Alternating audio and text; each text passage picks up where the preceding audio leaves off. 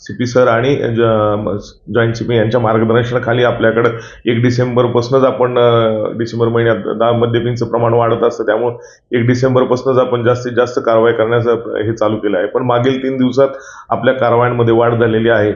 जसं की 26 तारखेला 45 कारवाया होत्या, 27 तारखेला 44 कारवाया होत्या आणि काल 113 कारवाया होत्या. म्हणजे मागील 3 दिवसात एकूण 202 कारवाया झालेल्या आहेत. आणि त्यासाठी आपले जवळपास 4 एसीपी,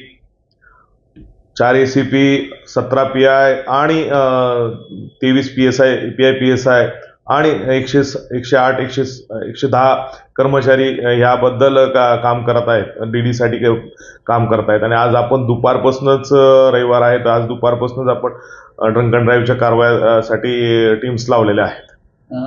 मी सर्व नागरिकांना एकच सांगू इच्छितो की जर आपला एक तर दारू पिऊन त्यांनी गाडी चालवू नये. अगर खूपच त्यांचं त्याच्या बगैर राहतच नसेल तर किमान त्यांनी ऑटो आणि टॅक्सीचा वापर करावा, जेणेकरून त्यांच्या कुठेही अपघात होणार नाही किंवा नवीन वर्ष त्यांना सुखरूप आणि हातपाय वगैरे व्यवस्थित ठेवून बघता येईल. यावर्षी आपण हॉटेल व्यावसायिकांची बैठक घेतलेली आहे आणि त्यांना त्याबाबत कल्पना दिलेली आहे की त्यांनी त्यांच्याकडे जे येणारे मद्यपी असतात त्यांना कोणत्याही प्रकारची गाडी चालवून देऊ नये.